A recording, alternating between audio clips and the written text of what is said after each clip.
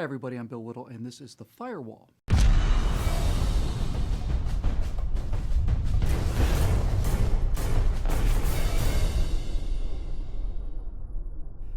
Well, progressive hottie Sarah Silverman's the best-looking girl at the Star Trek convention. Sarah Silverman has joined the Progressive Hall of Shame and shown that, like most progressives, she and the truth aren't married exactly, more of a friends with benefits sort of thing, convenient when it's convenient, and when it's not, well, hit me up in the middle of the week and we'll see how our schedules look. Standing up and speaking truth to power against the crushing patriarchy and its war on women, the multi-millionaire victim of sub-minimal wage discrimination recently accused New York Comedy Club owner Al Martin of the cardinal sin of gender discrimination for paying her $10 for a set while male comedian Todd Barry got $60, and the struggle continues. Now, the only problem with this tale of solidarity and hardship from the $10 million net worth downtrodden milkmaid is that in the age of the internet, the truth is still hanging around out in the parking lot no matter how much you ignore its texts. Because in this case, Al Martin replied in New York club owner fashion, "Are you kidding? You come into my club 15 years ago and asked for a guest spot? I didn't ask you to perform and you were not booked. And then you ask me for pay?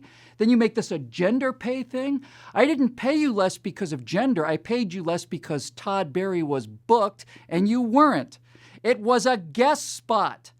Funny how in your attempt to become a superhero with the noble cause, you forgot that little fact, guest spot. Guest spot!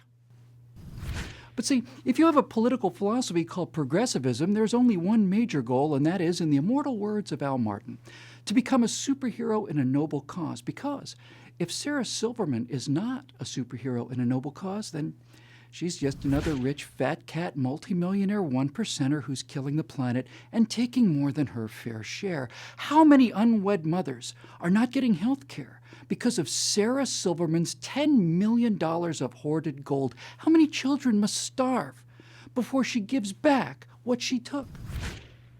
Only Gaia knows. Now, you could say that the truth had a guest spot in the Sarah Silverman superhero genesis story, or you could just cut to the chase and say that she lied.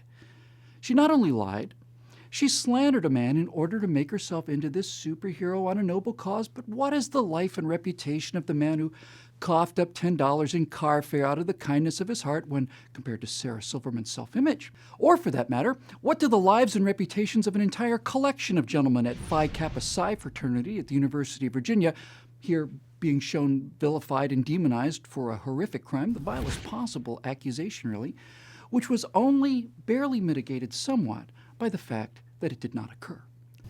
What are the lives and honor and reputations of these young men? What are their sleepless nights, their sense of outrage, their parents' anguish, their helplessness in the face of the progressive rage machine, compared to the superhero status of author Sabrina Rubin Erdely and her noble quest?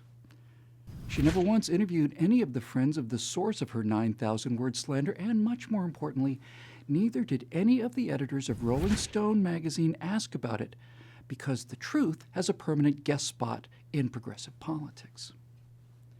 A pizza place in Indiana was nearly forced to close its doors, and its employees feared for their lives because they refused to serve gay people, which would be disgraceful if it were, true. But what are death threats and personal ruin when compared to the superhero status of ABC 57 progressive news reporter Alyssa Marino, who reported, quote, "First Michiana business to deny same-sex service," unquote. Now, Memory's Pizza, of course, did not deny service to gay people, but one representative did say hypothetically they would not cater a gay wedding, which, of course, is the opposite of the progressive, tolerant way that a Jewish bakery would be delighted to cater a Nazi rally, or a gay web designer would lovingly and eagerly agree to do a makeover of the Westboro Baptist Church website, which can be found, no kidding, at godhatesfags.com. In the same vein, the progressive empire of lies turned the assaults committed by Treyvon Martin and Michael Brown into a narrative that black males cannot walk through a white neighborhood without being assassinated, which would be shameful, shocking, and disgraceful if only it were true. You can run this all the way back to the beginning of the Tea Party, which did and does pose a threat to this progressive empire of lies, convinced that it was racist, progressives looked for evidence in the form of racist posters. When these could not be found, progressives manufactured racist posters, took them to Tea Party rallies, and tried to make the evidence for the case that existed in their minds based on evidence that did not exist, which in this case, as in all the other cases, is in fact a kind of evidence. In other words, if you have to manufacture evidence to prove a case, that means that the evidence for your case doesn't exist. Now, there's a legal and psychological term for this. It's called being wrong. There was no Tea Party racism. There is no unprovoked assassination of black males. There's no denial of service to gay people at pizzerias in Indiana. There's no rape culture on American campuses. And Sarah Silverman, in a comedy club today, would get paid many, many, many times what Todd Barry would get paid today, because there's no war on women and the pay gap is commensurate with the demand gap. Yeah, that's the truth, but don't expect to hear it from progressives, because if they speak the truth, well, they burst into flames.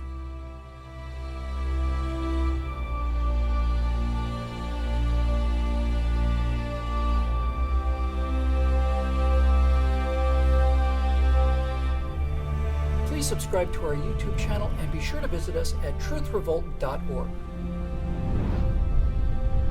And to keep these messages coming, please consider making a donation by clicking here.